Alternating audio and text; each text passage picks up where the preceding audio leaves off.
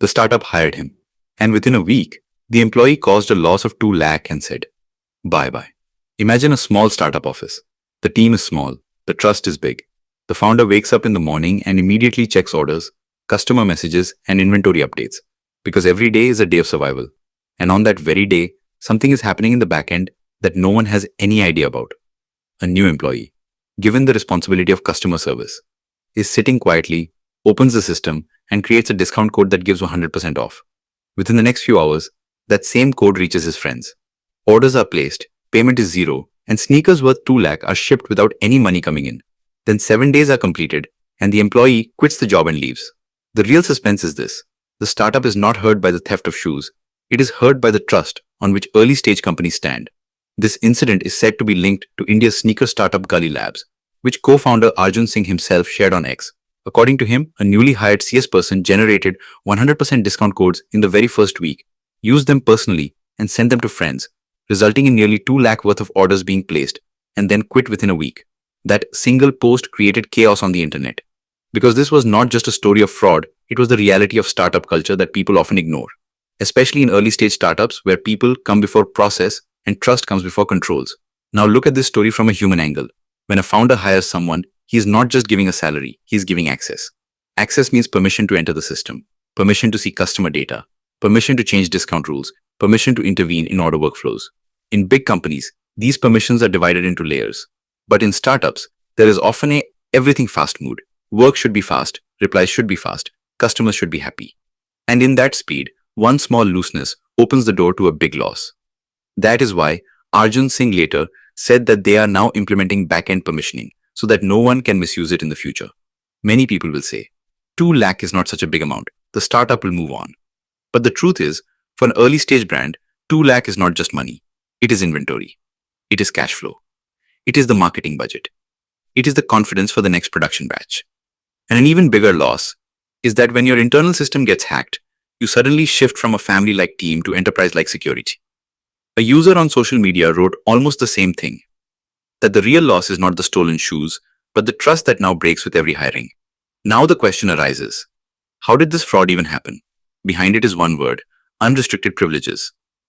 If a customer service executive had the authority to generate 100% off codes, it means the permission matrix was not properly defined. In e-commerce and direct-to-customer brands, the coupon engine is a powerful tool. Through it, brands clear inventory, run influencer campaigns, retain VIP customers, and reduce cart abandonment. But if that same tool goes into the wrong hands, it becomes not a discount, but a direct loss, especially when orders are fulfilled before being tracked and the warehouse dispatch routine runs as usual. Then comes the next layer, the friends and circle effect. A 100% off coupon is a bait that anyone forwards quickly. Psychology works here. It's free today, it won't be tomorrow. And if fraud detection triggers are not set in the startup systems, the orders move out like normal orders. Many companies manually verify large orders, flag multiple orders from the same address or device, lock 100% off coupons to single use, or link them to internal approvals. But early-stage startups often build these safeguards later in the race for growth and speed. That later gives birth to such stories. In this case, the story becomes even stranger when, according to 𝐟𝐨𝐿, the employee initially cooperates after being caught and even returns some shoes. Some unused, but many found used. And then when the company asks for the remaining products or money, that same employee starts sending legal notices to the company. This is the moment where a startup founder's mind spins, because now it is not just operational loss, it becomes a legal headache. For small startups, legal time and legal cost are both heavy. And the most painful part is that founders' energy shifts from growth to damage control. Now this incident also shows a broader trend, job hopping and short-term mindset. Today's era is such that people start scanning for the next opportunity as soon as they join a new job. Some do it genuinely for better careers, but some exploit system gaps. Resigning within a week is not a crime in itself, but misusing access in that 1 week is betrayal. And betrayal hurts more in startups because their human belief runs before HR policy. Here is another important angle. Why does startup trust culture exist? Because startups have limited resources.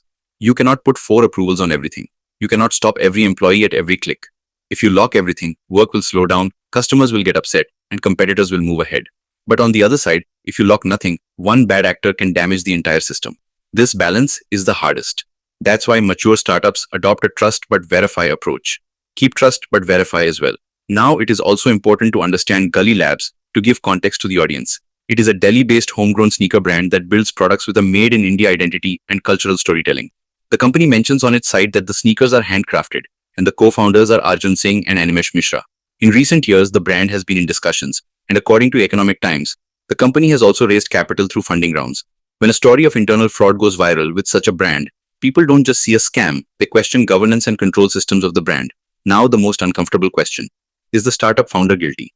Not entirely, but yes, they have to share responsibility, because system design is their responsibility. In a startup, preventing fraud cannot be left only to honesty. Systems are built so that even honest people don't cause accidental damage, and dishonest people cannot easily enter. Powers like coupon creation must be placed under role-based access control. Extreme coupons like 100% discount must require dual approval or time-limited auto-expiry. Order patterns must be monitored. And employee onboarding should include basic security training.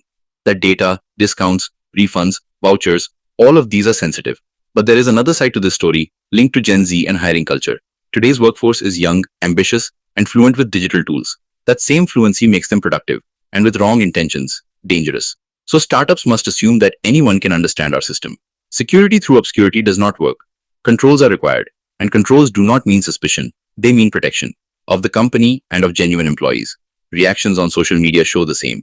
Some people say, make the name public. Some say, expose on LinkedIn. And some say, one wrong hiring will reduce trust on the entire team. But there is a sensitive point here. Public shaming can increase legal complications and harassment risk. That is why companies often do not reveal identities and officially take the legal route. Still, audience anger is understandable because they feel that such people escape again and again. Now, what is the real lesson for the audience from this entire incident? The first lesson is that a discount is not always just a marketing tool. It is also a risk tool. The second lesson is that startups must focus on process as much as product, at least where monetary impact is direct. The third lesson is that an employment relationship is not just salary, it is a trust contract. If someone breaks that contract, they do not just damage the company, they close doors for future employees as well. Because the next time a founder hires, he will add extra checks, extra approvals, and even honest people's lives will become slightly more difficult. And the biggest twist of the story is that sometimes startups are damaged more by the after fraud than the fraud itself. Time is lost, focus is lost, team morale drops, customers face delays, founders become defensive on social media. Fear enters internal culture. This silent damage is bigger than financial loss. So perhaps the core pain in 𝐼nImesh post was not 2 lakh, but the shock to his trust-based system. Now imagine if this incident had happened in a big brand.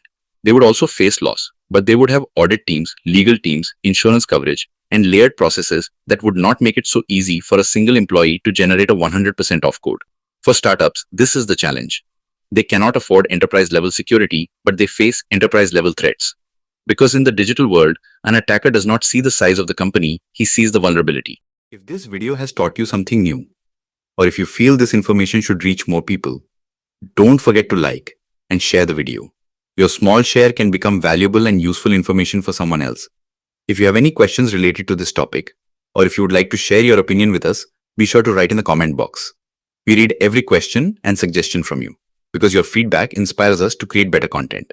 And if you want to keep receiving such interesting and reliable information about business, the economy, and the world in the future, then don't forget to subscribe to our channel GRT Business and also press the bell icon so that you get notifications of every new video directly. At GRT Business, we always strive to provide you with accurate, balanced, and reliable information. Our news and analysis are prepared based on information obtained from various news agencies, public sources, and public opinion. We make every effort to verify and validate each fact as much as possible. But in case of any possible error or dispute, the responsibility lies with the respective sources. Our only aim is to present you with a correct and trustworthy perspective so that you can understand any topic better.